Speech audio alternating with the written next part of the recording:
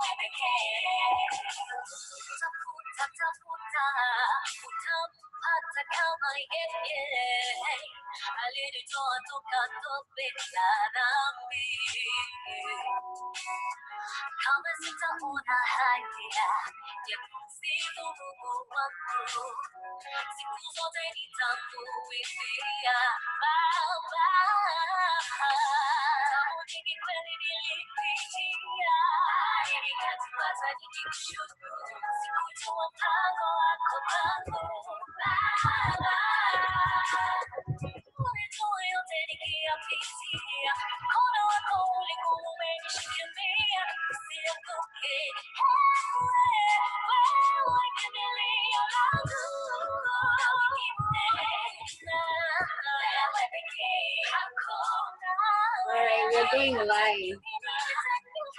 You ready?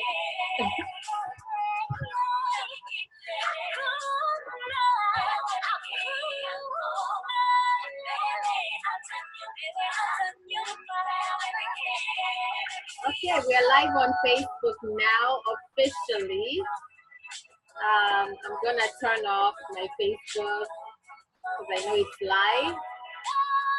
Welcome, welcome, welcome everyone to the Beacon of Hope show. Today we have Jane Mwangi. Share the video with all your friends, all your family, invite and tag them. So excited to have Jane with us today. And I'll go ahead and stop the song. This song is by Alice Kamande.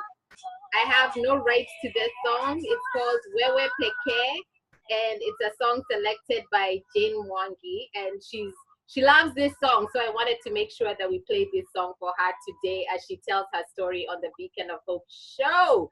So excited. As you guys log in to the Hope Hub and to the Beacon of Hope show, please go ahead and share this broadcast with your friends and tag and invite your friends to come and join us live on the show. So all of you know that the Beacon of Hope show is a place where I bring people to connect on hope, inspired hope. I call it inspired hope because I believe that all of us have hope to bring to the world. All of us are voices that have unique experiences that we can share with others and make sure that our impact is felt in the world. So Sasa Jane, good morning, good morning. So we are actually live on Facebook right now. And what I'll do is I'll just go ahead and start. I wanted to share the video, but my I have other people that will log on and go ahead and tag people and invite people. But as they log in, because I know time is of the essence, I'll go ahead and start. So in terms of the Beacon of Hope show, this is a place where we share personal community experiences and experiences that we think may impact someone, and especially experiences that maybe people thought were challenges, were adversity that would have turned your pain, that would have turned your life upside down because they were experiences that you never expected.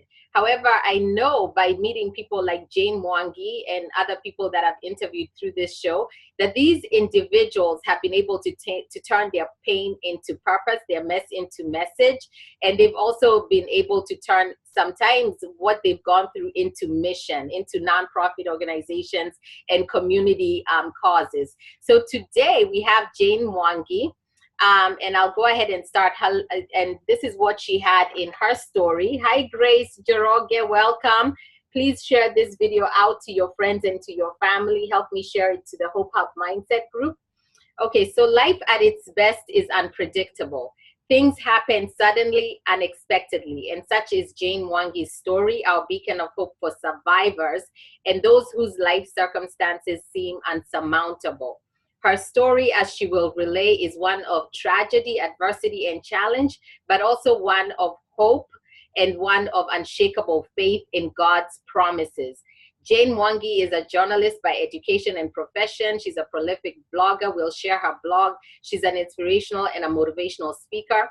And as people log on here, I know you guys are familiar with Jane, but I'll go ahead and read her short bio really quickly as people come live. Jane Mwangi is a communications consultant. She was born and raised in Kenya. She holds an MA in International Communication from the Communication University of China. She's also a distinguished fellow of the International Journalist Program, IJP, based in Germany. She is an academic author with her thesis research paper appearing in the Chinese Journal of Communication. She was also part of the team that authored the Best of Kenya book, an international country brand publication operating in 40 countries across the globe. And her life, though, took an unprecedented turn in May 2015 after being shot by robbers, resulting in paraplegia from the chest down.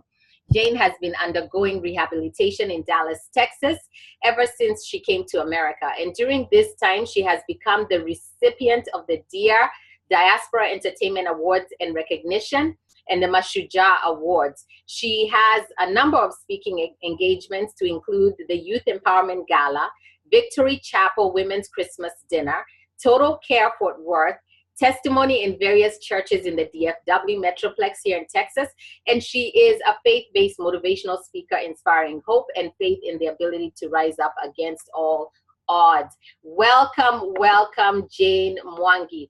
So once, of course, I'm reading your bio, but I know for sure that there's more information that makes up who you are that's outside of that realm of your short bio. Can you go ahead and introduce yourself to the Hope Hub community in terms of what you want them to know about who you are? The sound is off, Jane. I just realized your audio. Can you turn on your audio? Yeah. I think we forgot to do that. Right. Yay. Technology, my goodness. I know. Yeah.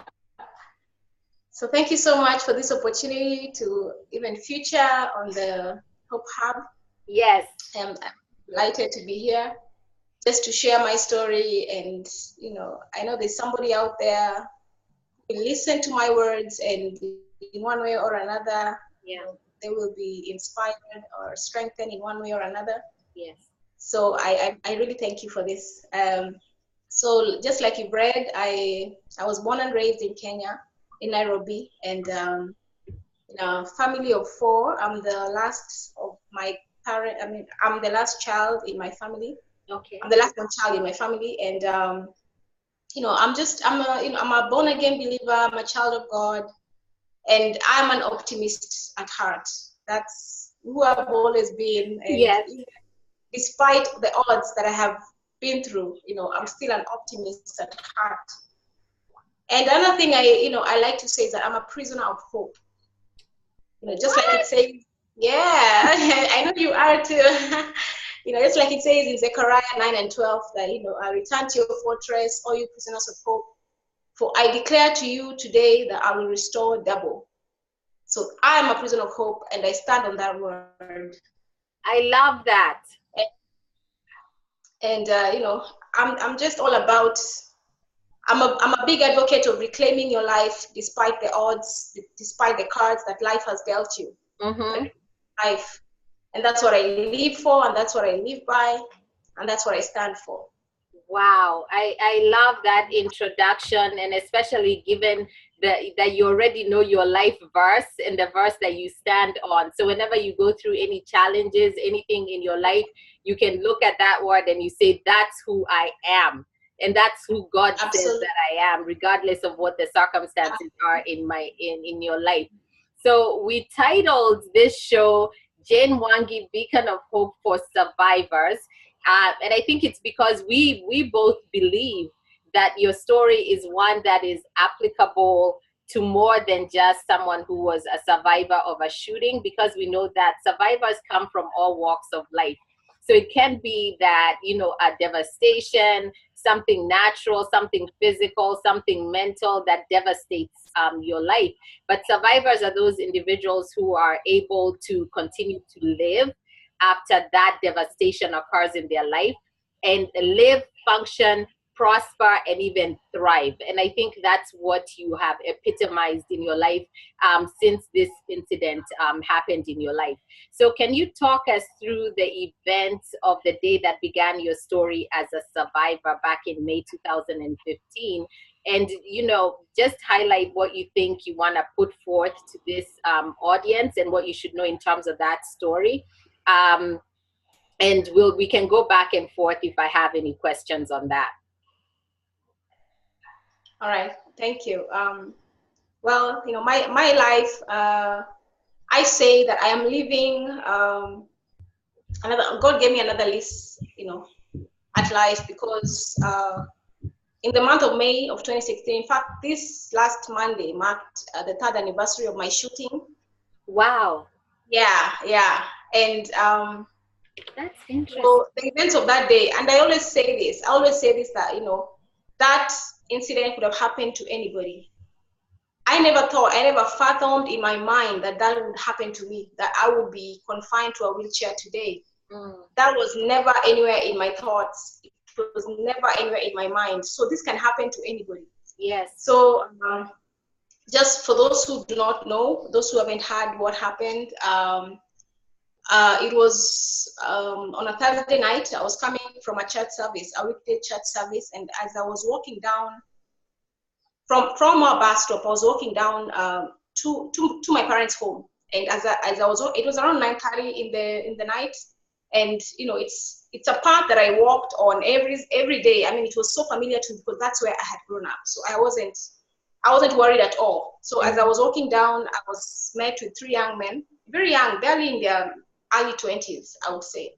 And one of them had a gray hoodie. And I think that image will always stick with me because of that gray hoodie and the fact that he had a gun.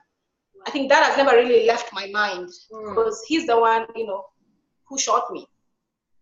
So those 3 young men, they proceeded to stop me, and they asked for my phone. Actually, that's the first thing that they asked for.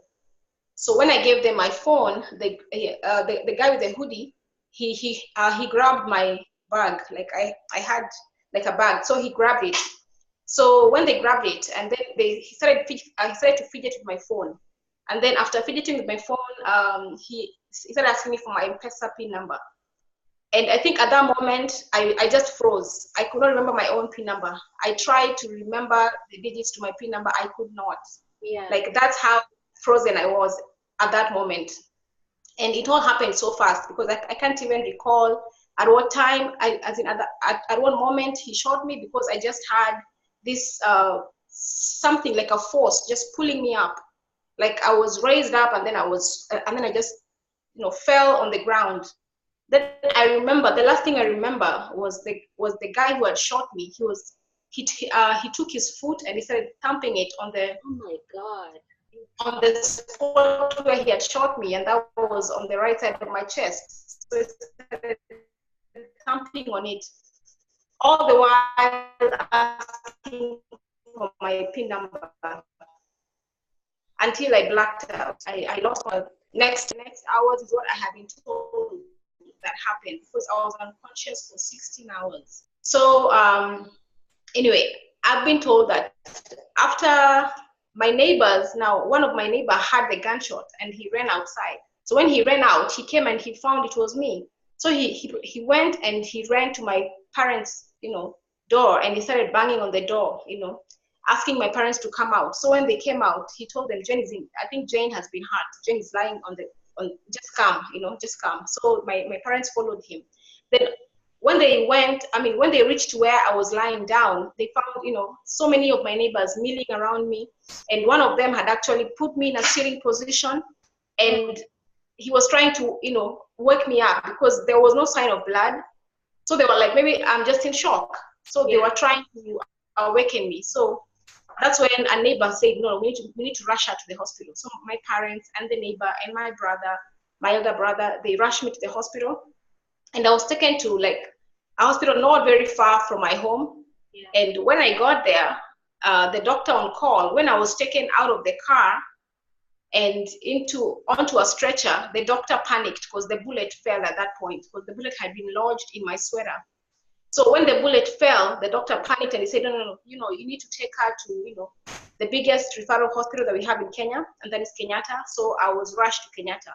So upon getting to Kenyatta, now that's when, oh my goodness, like honestly, there needs to be a reform. There needs to be a total overhaul of the healthcare system. Because I stayed at Kenyatta unconscious for 16 hours, 16 long hours. My parents were frantic, trying to get the nurse to do something, trying to get the nurse to call a doctor, trying their best to do, just to save my life. Yeah. So, but when the doctor eventually came after 16 hours, he went ahead and he ordered for a chest x-ray. Yeah. And the chest x-rays showed that I had massive internal bleeding. And, he was shocked and he asked my parents, how long has she been here? My parents were like, my dad, he counted the hours and he told the doctor, we've been here since last night around 10 p.m. And the doctor was like, that's impossible. What are you talking about? That's impossible. It only takes an hour for that kind of blood to clog your diaphragm and you die. So, when I look back to the events of that day, I always thank God because, just like he says in Psalm 91, that I will keep my angels charge over you. Yes. God really did preserve my life that night, and it's for a reason and it's for a purpose. And that's why I'm here today, to tell people that, you will not die before your time. Yeah. Only God can okay the time when you die.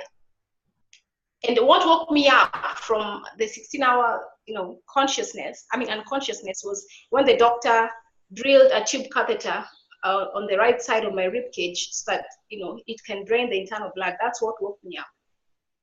So really, Faith, I'm a miracle, I'm a miracle. God has given. I am a miracle. That's what I keep saying. Everywhere I go, I tell people I should have been dead, long dead, and let me not say forgotten because I know people, my parents, my family. God. But yeah, I would have been dead if God hadn't given me another chance. That is such a powerful story, and thank you for going through the story. And I have to backtrack because for me, looking back at those 3 robbers and the hatred and the venom that has to exist in someone for them to shoot you and stamp on your chest multiple times in order to get a PIN number, that is crazy. It's psychopathic. It's like a psychopath. And when you go back, because I know the trauma and PTSD, when someone has that traumatic experience, do you ever think about those individuals at all and who they are and why they did that? And have you forgiven them either? Like, how have you put that to rest? One of the things that enabled me to heal, not only psychologically, but also mentally, Yeah. was the fact that I made a conscious decision to forgive. And even wherever I go and I'm given an opportunity to speak, I tell people, if you have not forgiven somebody, regardless of whatever reason, you are holding a grudge against them, you need to forgive them now. Because one thing that I know for sure is that God cannot operate where there's unforgiveness. And the thing that has caused God to move so powerfully in my life was because I forgave. I made a conscious decision to forgive. But this forgiveness did not come easily. I had to make a conscious choice. I had to allow God to work in me and through me, because it was not easy. Every time I used to sleep, I used to get flashbacks, especially during the first few months after the incident. I used to get really bad dreams. In fact, I had insomnia for a very long time. Like, I could not shut my eyes without recalling the events of that night. And so I remember, especially one particular time that really helped me to forgive. And it was because mental health is something that we normally take for granted, especially we who are from Africa. We don't really view mental health but mental health is so critical. And I remember one particular psychiatrist that I saw when I was in the hospital, and she gave me this test. She told me, it's called the empty chair technique. And she told me, you know what, Jane, yes, you're telling me that you forgave your perpetrators, but have you really forgiven them? She told me, do this. I'm not even going to be here when you're doing this technique, but do this. You see that empty chair? Imagine the guy who shot you is sitting on that empty chair. And as you imagine that guy, have a conversation with him. Tell him how you're feeling, the agony, the pain, the loss, especially now that you are paralyzed. Tell him what he did to you. Don't hold nothing back. Tell him all that you're feeling inside. Let it all out. And at first I was like, are you crazy? I'm not going to do that. Stick to an empty chair. I mean, come on. I'm okay. I'm dealing with this. I'm born again. God is dealing with me. And she was like, no. You need to do this. And actually, she gave me three attempts. The first attempt, I didn't do it. Like, I started speaking to the chair and I just broke down. Then she came back again to my room and she said, okay, have you done it? I was like, okay, I wasn't able to do it, but I'm going to try again. The second time I tried again, and I couldn't let the words out. Like, tears were just flowing. And this was a private pain for me, because I couldn't let my parents or my friends who used to come visit me in the hospital to see what I was going through. So actually, I used to mourn the loss of my legs. I used to mourn the loss of my mobility when I was alone at night. And that's why I couldn't even sleep. The whole night was just torturous for me. So the third time that she came back, she told me, okay, have you done it yet? I told her, okay, I'm going to do it. I promise I'm going to do it now. Once you leave, I'm going to do it. So when she left, I did it. And I faced that chair, and I imagined the guy was sitting over there, and I just had a conversation with him.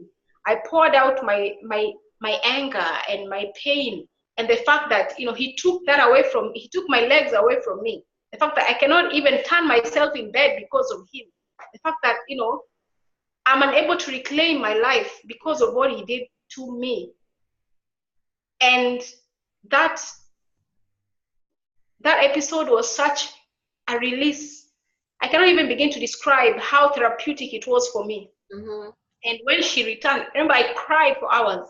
I cried for hours that day. And that crying, just that release was so pivotal in my healing. Yes. And from that moment on, I knew that, oh my goodness, the forgiveness that I claimed I had done was actually, now this is what sealed it. That actually sealed the forgiving part. And I was able to, I was able to take the steps and move on from there. So it was awesome. I credit that lady for what she did for me, just showing me how to go through the forgiving process. I really thank her for that. That is, I can't even imagine how you went through that. That's unbelievable. And I knew this was going to be tough for me and for you as an interview, but I believe that this will help so many people, because even that forgiveness aspect, so many of us carry around that heaviness and that grudge about just things that have happened to us and pains that other people have caused over time. And you don't understand that it's stopping you from your next level. It's stopping you from God using you in the next chapter, and things opening up for you. So I thank you for that. I have someone here that's talking about Adrian Fields on Facebook. She's saying, I don't think you understand how I'm being helped right now. So what it is you're actually conveying is so important for people who will watch this and watch this later. So the hospital system, Kenyatta.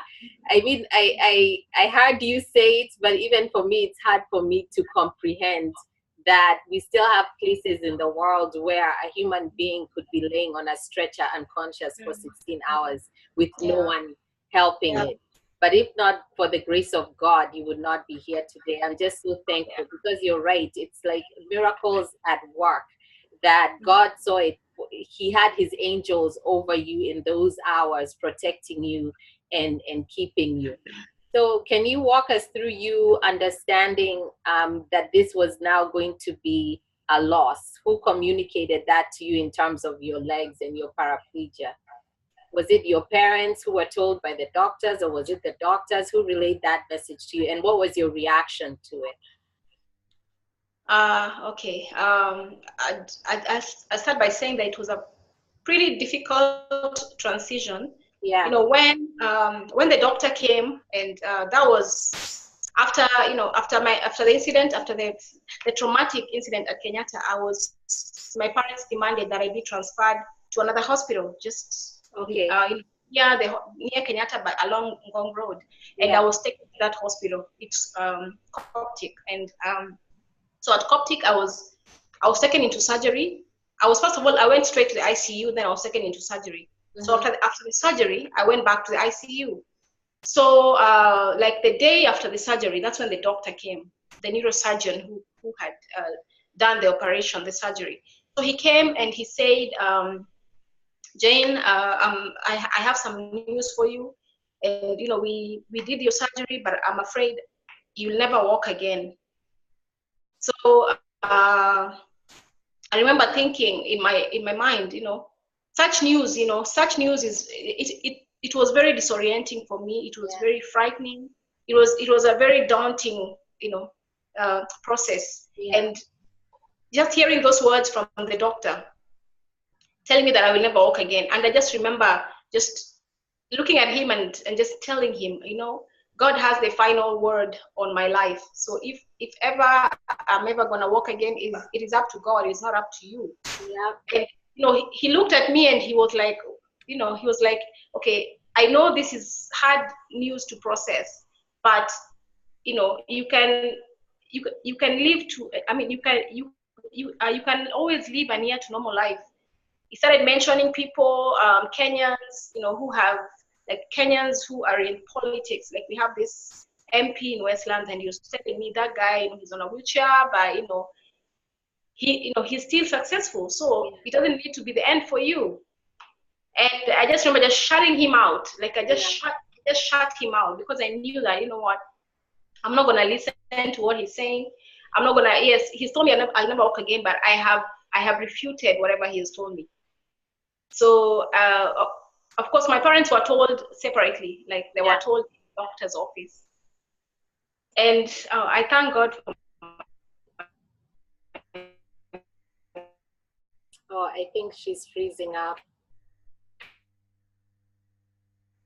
Parents, I thank God for parents who had news.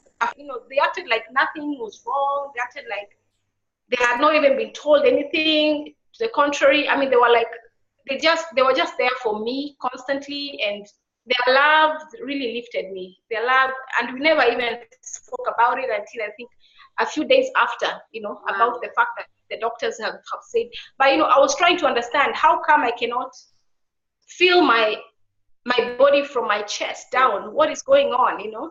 Yeah. Like, I had never taken the time to even look into paralysis or look into spinal cord injuries, because I was okay. I was living my life. I didn't know what this meant.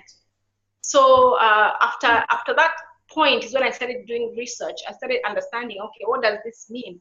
Yeah. What is a spinal cord injury? What does this mean for me? How come I cannot feel anything from my chest down? You know, the whole like 3/4 of my body is just numb. What is going on? You know, I was just trying to understand. And it was very hard. It was very traumatic. Like my body went into shock. It was so it was a traumatic experience, and whenever I relive it, you know, I thank God for His grace, because His grace carried me through. And I thank God because I had a faith deposit that I had invested in all my years as a believer, and that really, really, really, really helped me. Because I know if I wasn't a believer, or if I didn't know about God, or if God was not in my heart, then this would have taken me to, you know, into depression and despair, or even suicide. You know, But So thank God. that's one of the questions I actually had for you is, you know, did you find yourself in that pit of despair where you were suicidal? And I do want to come back to that point of you being a believer, because the way you reacted is not the norm for a lot of people. Like for people to even just look at a doctor in that moment and tell them, this is not I will not believe your report. The report that I will believe is the report of the Lord. You cannot make that decision in terms of the trajectory of my life, or this idea that I will never walk. So it doesn't matter what you say. I'm not going to listen. I'm going to turn my face like flint, and I'm not going to hear you. So that's really something that I know people will get a lot of benefit from, because for me, when I went through something, I did not have that statement then.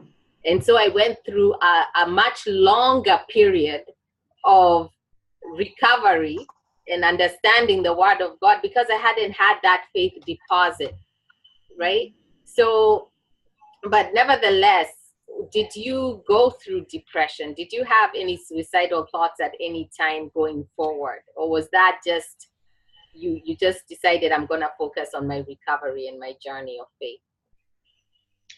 Honestly, I never went through depression. Wow. I never thought about suicide. Wow. I never, not in a second, I never thought about suicide. Oh my God. And I know everybody's story is different. Yes. I mean, I've met so many people who are wheelchair bound, and they tell me, like, the first few months or the first few years of their lives, they were just, I mean, they thought about all manner of ways that they could just end. But you know what, I don't know, for me it was so different. It was because I knew that this is, I don't know, even from the initial start, I knew that this is Papa's pain. I knew that God allowed this for a reason. Mm-hmm. I knew that God had the power to stop this. Yes. God even had the power to stop that bullet. Even He would have redirected it somewhere else. Yeah. You know, yes, it was pointed towards, but God would have redirected that bullet, you know, upwards, but He did not. So why didn't He do it? So why didn't He do that? So I knew if God did not do that, then He had a purpose. Wow. So even though I was going through all this pain, all this despair, all this, you know, mourning the loss of my legs, I knew that I had two choices to make. I would either live in perpetual, you know, despair, you know, just mourning the gravity of my loss, or I would rise above the pain. And I chose, even from that initial start, to rise above the pain. Wow. And I think because of my love for my parents and my family, I knew I would not take them through another traumatic experience than what they had already been through. So I just tried to be strong for them. And I knew that, you know, strong is the only choice that I had at that time. Because if I broke, then my parents would have broken a million pieces. I knew that, and I would not let that happen. I made a critical decision to be strong. And not just because of, I mean, the strength, honestly, it came from God.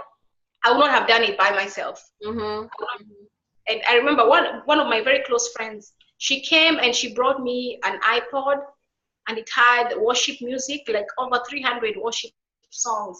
And she told me, Jane, I think I was like 2 days old at the hospital or something. And she told me, I don't know if you'll be able to listen to this. I don't know how you're battling in your head or in your in your heart right now with God. But let me tell you something, just regardless of how you're feeling, your feelings towards him, just listen to this. This is going to help you to heal. And I'm not talking about physical healing. I'm talking about psychologically. And she gave me, and she left me the iPod. And at night, I'll just listen to it. I'll just put the earpiece in my ears, and I'll just listen to the worship music just going on and on the whole night. And that was it. You stayed in the peace of the Lord, and you kept your focus on that. Exactly. The Bible says, he keeps in perfect peace those whose minds are stayed on him. So through that worship, my mind was stayed on God throughout, constantly. Wow. And even though the devil was trying to throw the reality in my face, my new normal now, look, you cannot even tie yourself in bed. Look, you now have to rely on a tube catheter to even urinate. Mm-hmm. Come on, Yeah. The devil was trying to throw all that in my face. And yes, it was huge. It was a huge reality check for me. But I knew that, if I keep my mind stayed on God, then God will be able to walk me through it and carry me through all that pain. And he did. Let's transition to, because I know we said it would be 30 minutes, and I know me and you will talk for 2 hours.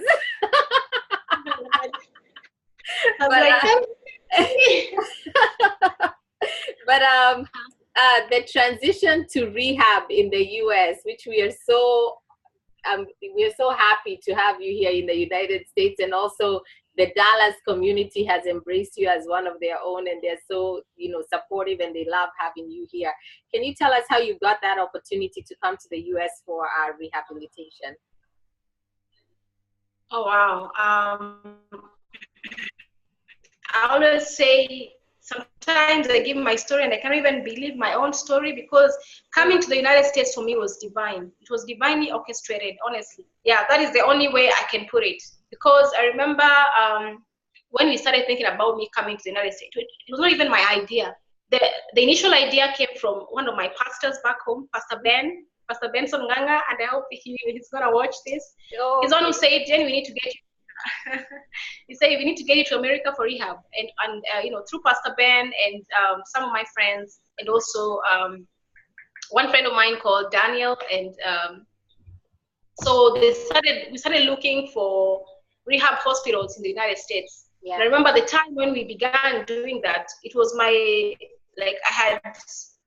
had gone back to the hospital for the 3rd time. Mm-hmm. And I had gone back to the hospital because of a pressure sore that was in my sacrum, the area just below the spinal cord. Okay. And that pressure sore was demonic, because it was 4 inches deep, and it totally had refused to heal. So at that time, I was during my 3rd stay at the hospital. That's when we started rehab hospitals, and we started writing to them. And one of the hospitals that we emailed was Baylor. So Baylor Institute for Rehabilitation, which is based in Dallas. So Baylor was so receptive to me, and they emailed back and they said, oh yeah, we would love to have you. So tell us a bit about yourself, your medical history and all that. And fast forward, Baylor sent me, everything that I needed to expedite, my travel there. Mm-hmm. I mean, to coming here. And my mom and I got on the plane, and yes. Wow. And do you have people that you knew in Texas before coming to Texas? My sister lives here. Oh, I didn't know you have a sister. I have a sister here. Yeah, my sister and her family. Oh, that's wonderful. Yeah. That's wonderful. So once you arrived at Baylor, what was the rehab? What has been the support system there for you, and what is your progress so far with your rehab? Yeah, Baylor was an answered prayer for me. Mm-hmm. Because from the moment I got there to the how they handled me, how the doctors just took up my case. Yes. I remember I had 2 spinal doctors.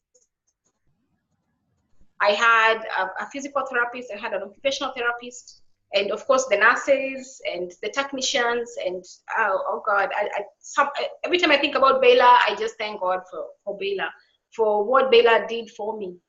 And through Baylor, I was able to learn so many things, you know. I was able to understand better about my condition. I was able to see what I was like. I was able to, in fact, I had been misdiagnosed back in Kenya because the doctors in Kenya told me that my injury was T4, it was T8 level. T8 is, you know, the spinal cord, according to where it's been injured. So my doctor back home had told me that I am a T8 level injury, but the doctors at Baylor told me I'm a T4. So that meant my injury was much lower than I thought. Was much higher than I thought, and that's why I could not be able to, you know, to do most of the things that people with a T8 level of injury are able to do. So being able to understand that. And also being able to even engage the doctors, ask them questions. You know, in Kenya, you can't really do that. The doctors, they're not very receptive. But here you can ask questions, you can debate with them, you can tell them, okay, this is what I want. No, this is not what I want. This is what I was expecting. This is not what I was expecting. And, you know, they are very, I don't know, they're just trained in that way. And so at Baylor, I was able to get my strength back. I was able to regain so much of the things that I did not have before, and I was able to they trained me on what to do, like, you know, on how to even use, like, put a catheter on myself without the help of the nurses. I was able to learn how to like schedule myself, like when you're doing a bowel program, because when you're paralyzed, your body functions are not, you know, the way they ought to function, you know, like for a normal person. So they were able to help me to understand how to schedule a bowel program, when to do it, how to do it. Yeah, and I was able to really accept my new self, you know, accept this new normal, and just learn to live with it until, you know, the time that God is going to lift me up, and I'm gonna walk again. So amen. Yeah, Amen. Baylor was invaluable for me. Wow. And I know we went off our questions, but I wanted to make sure that I talk about how you are serving others, and this is in your social media, in your blogging. And, you know, for me, that's what has been so inspirational. I think when I saw you the first time, it was on Facebook, and you posted a blog post. And so I followed the link to your blog, Child of Promise. And then so I started reading your blog, and I was just amazed. Like, you are such a prolific writer. And of course, you kind of, I can't compare myself with you, because that's your background, communications and journalism. Anyway, your blog has been of service to me, and I know we'll post that blog on here so people can also go ahead and read. But talk to us about why you decided to begin that first blog. And we'll go through a few of the blog posts that to me have inspired me. But just in terms of the first time you decided, I'm gonna put pen to paper and use this as a therapeutic way to you know, communicate what's going on with myself. Okay. I think the thing that made me want to start the blog. Yes. I started the blog after my third stay at the hospital back home in Kenya. Mm-hmm. And when I got home after that third stay at the hospital, and I was like, okay, I think through my friends, and I always say that God partnered with my friends to get me this far. Wow. Friends have been so invaluable to me, and the reason I began my blog was a way of channeling my pain. Was a way of channeling the gravity of my loss. Mm-hmm. And it was a way of me trying to see how I can be of help to somebody out there who's also dealing with pain, brokenness, loss. Because, you know, we live in an imperfect world, and in this imperfect world, there's a lot of pain. There's a lot of pain. There's a lot of despair. There's a lot of loss. There's a lot of, I mean, you name it. People are going through a lot of hard stuff. Yes. So I was like, okay, since I'm going through the same thing, maybe I can, through my writing, I can be able to reach somebody out there who can be able to relate and rise above their pain too. You know, words are so powerful, and that's why I was, even when I wake up in the morning, I say words of affirmation, and throughout the day, I'm always speaking life into my situation. I'm always speaking life into my being, because I know words carry a lot of power. So through my words on paper, that was a way of me dealing not only with my own pain, but also being of benefit to somebody out there. Wow. On that first blog post, you talked about, you read a memoir by Ellen Johnson Sirleaf, the first African woman president. What was in her story that gave you that to say, I'm going to document and write almost like a memoir? It seems to me like that's what you're writing, is like your life journey. What is it about her that inspired you? Oh yeah. Yeah, President Ellen Johnson Sirleaf really inspired my first blog. I mean, her memoir is "This Child Will Be Great," and I would recommend it to anybody out there who wants, who wants to read about how you can rise above adversity. Yes. And like, her book is really a lesson on courage and perseverance, because here we see a woman who's been through abuse, who's been through exile, who's been through imprisonment. But then again, she went through a Harvard education and went on to become the first African woman president. So her book really got me. It really awakened me to what is possible. Yes. Yes, your life, you can come from the trenches and emerge at the top. So through her book, I was able to see, oh my goodness, I really love the message that she's trying to put across. And even the title itself, "This Child Will Be Great." I mean, she's now the president. I mean, she rose to become the president despite her country's, civil war, years of civil war, years of ruin, and here she is, just inspiring us through her writing. So that's what inspired me even to title my first blog as "This Child Will Be Great," because I know that even as I look onto people like her, that I also can be great. So yeah, Amen. despite and what I've been through, despite the odds, I also. Yes, and you called yours "Child of Promise," your blog "Child of Promise."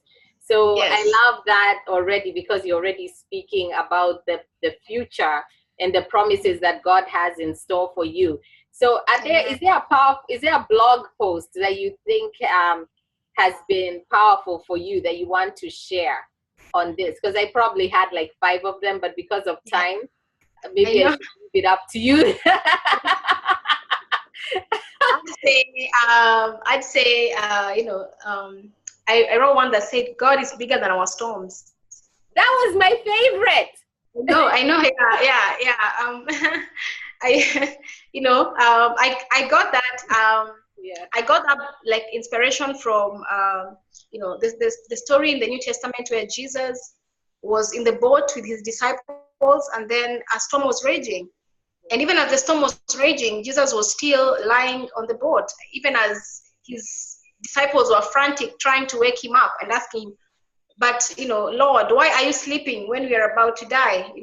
And Jesus just woke up and said, "Be still," and everything was calm, like the waves calmed down and everything. And so it got me thinking that, oh my goodness, if a storm was raging with Jesus right there on the boat, that also speaks to to our own circumstances and situations, that even though you're going through a storm, the Lord has not left you. He's right there with you, and he knows the perfect time to calm your storm. He knows it. So stop trying to figure it out.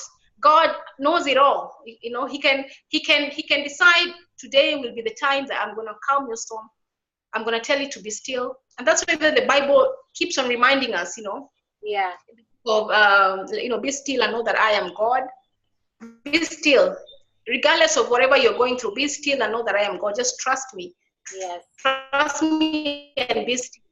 Yeah, and that's a very critical lesson for me, and also for anybody who's listening right now, that regardless of the storms that you find yourself in, the Lord is there with you. He's just trying to bring, he's just like faith in you. He's trying to instill, lessons that you cannot learn by yourself. And that's why he will not calm the storm at that moment. He will come it at his own time. Just hang on, be still, and keep the faith. Yeah. I think for me, what was powerful about that particular blog post is it changed my perspective in terms of how I communicate hope. Because I would always say there are people who stand at top of a cliff and their light is shining, and it's up to you to kind of look up and see them, and then they're calling out to you and say, hey, here you can find hope, either through Christ, through God, but it's almost like it's there. But then now with your interpretation, you say, no, he's actually in the midst of the storm. So wherever you are, where you're trying to swim and the waves are coming at you, they're gnashing, you're being thrown against the rocks, and you think you're gonna sink and you're all by yourself and you're trying to make it all by yourself. Your blog post showed me that it's not really about your help being out there. Your help is here. It's right with you. Yeah, right there with you. So that was, for me, was really, really powerful. So I'm going to start ending, but I did want to talk to you about your present day life and some of the things that you're currently involved. Just tell us a little bit about what's going on with you, what gives you meaning in this day and age, and how you are being of service and in the community. Oh, thank you. I'd say, I'm not where I need to be at this point in time, but I am, I'm trying to. And currently, I just, I'm a motivational speaker. Yeah. And I'm also a minister in training at my church. That is Rema Gospel Church. Oh, good! I didn't know that. In Texas, yeah, I'm a minister in training, and I really thank my pastor, Dr. Solomon Waigwa, for that. For seeing something inside of me, Yes. and helping me to nurture that. Yes. So, for the service and for the glory of God. Yeah. And yeah, and I am just an advocate of I try and go for speaking engagements, like just to motivate people and show them that in life there'll be so many circumstances that are thrown your way, but you get to choose whether you let those circumstances define you, strengthen you, or consume you. Yes. Yeah, and the fact that we have control of our mental disposition, so it is up to you whether you choose to lean on positive perspective, or you let whatever is whatever is going wrong in your life consume you, and you can better yourself by the choices that you make, by the affirmations that you make, by who you choose to become. And I choose to be a positive force. Yeah. I choose to be somebody who can be able to speak to other people regardless of whether I'm on this chair. I always say that this chair is my pulpit.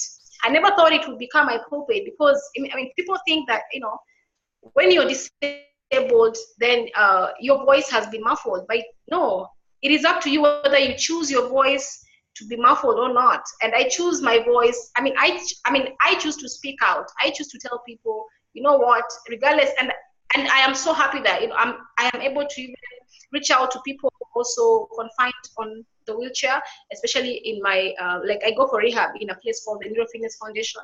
Yeah. And I come across so many people, and especially people who feel like their life is over just because of their new diagnosis, now that they are handicapped, and I always try to reach out to them and tell them, no, you decide. You get to decide how you let this, how you let interpret your new normal. You get to decide. So yeah, and I also wish to become an advocate, and that's what I've been working on right now. And very few African governments have ratified the UN Convention on the Rights of Persons with Disabilities. And there needs to be enactment of legislation to protect the rights, especially in Africa. In Africa, the disabled are seen as, I don't know, like especially in the rural areas, due to long held traditional beliefs, like people on wheelchairs are confined to the houses, to their homes. They're not even let out. And there are so many things that we who are here in America can be able to lobby towards those in Africa. And that's what I'm praying that God will enable me to do, become an advocate for those who are on wheelchairs, but they find themselves in situations that are so grim. Yeah. Yeah. So I hope to do something, and I pray that God will enable me to do something about that. Absolutely. And please let me know what I can do to help, because that's something that I would be very interested in being a part of. And I'm sure other people as well would be willing to join you with that cause, because that's something that is really, really needed in Africa and in other areas of the world. Absolutely. So I think that's all I had for today in terms of my questions. If there's anything that I've left out that you wanted to share, if there's a community event that you want to say something, please let me know. But I don't have any other questions for you. I am just so happy that you finally did this.